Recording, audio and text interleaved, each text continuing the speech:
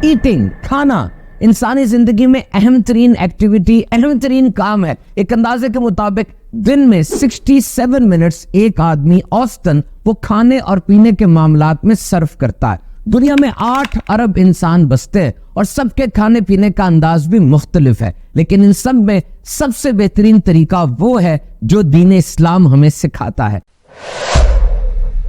اور اس کے بے شمار فوائد بھی ہیں جو آج جدید سائنس ہمیں سکھا رہی ہے، بتا رہی ہے۔ آئیے کچھ دلچسپ معلومات اس حوالے سے سنتے ہیں۔ نبی مکرم صلی اللہ تعالی علیہ وسلم نے ارشاد فرمایا، تم ٹیک لگا کر کھانا مت کھاؤ۔ اب دیکھیے، جب ہم کھانا منہ میں ڈالتے ہیں تو یہ پورا رستہ ہے جہاں سے کھانے نے گزرنا ہے، اسے گیسٹرو انٹسٹائنل ٹریکٹ کہا جاتا ہے۔ کھانا منہ میں جاتا ہے اور اس کے بعد کھانے کی نالی میں آتا ہے جس کو ایسوفیگس کہتے ہیں۔ ایسا نہیں کہ کھانا نالی سے پھسلتا ہوا نیچے چلا جائے گا، بلکہ یہاں پہ پیریسٹالسس موومنٹ ہوتی ہے، یعنی کھانا اس نالی سے یوں گزرتا ہے جیسے تولیے کو کٹھا کریں اور پھر اس کو آہستہ آہستہ چھوڑتے جائیں، یوں وہ کھانا نالی کے اندر سے گزرتا ہے، اور نالی کے آخر میں ایک دروازہ ہے جس کو ویلو کہتے ہیں، کارڈک اسفنکٹر۔ یہ ویلو کھل جاتا ہے اور وہ کھانا نالی سے پیٹ میں چلا جاتا ہے، اور اب پیٹ میں مکینیکل اور کیمیکل دونوں طرح کی موومنٹس ہیں۔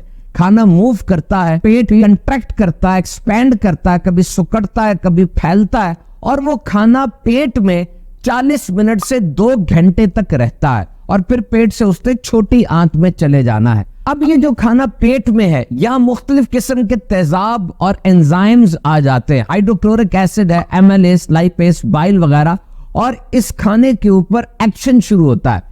یہ کھانا اب دوبارہ نالی میں نہیں آنا چاہیے، یہ ون وے موومنٹ ہے، یعنی اوپر سے نیچے گیا، واپس اوپر نہیں آنا چاہیے۔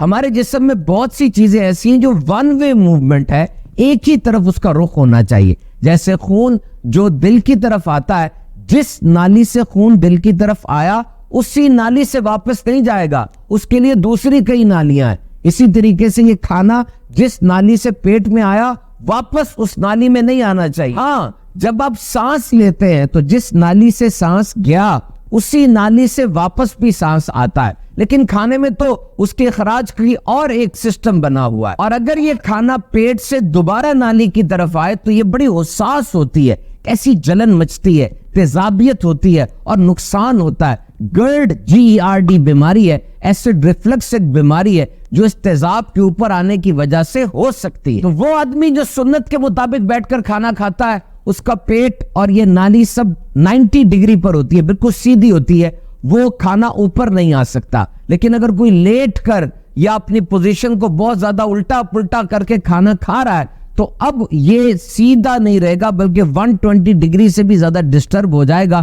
اور کارڈک اسفنکٹر وہ جو دروازہ ہے اس کی موومنٹ برے طریقے سے متاثر ہوگی، اور وہ تیزاب پیٹ سے دوبارہ نالی میں آ جائے گا، جس سے شدید نقصان ہو سکتا ہے۔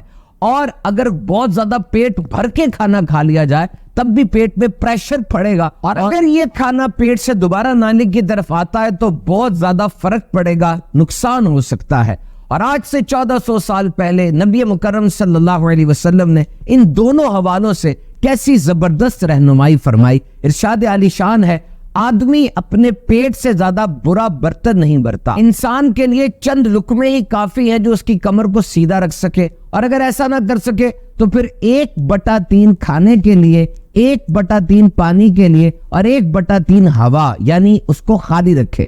1/3 کا فارمولا ہے جناب۔ آپ اس طریقے سے کھانا اگر کھائیں گے تو ایسڈ ریفلکس اور دیگر کئی بیماریوں سے بچ سکتے ہیں۔ اور کھانے کی پوزیشن کے حوالے سے رہنمائی کیا کی گئی کہ تم ٹیک لگا کر کھانا مت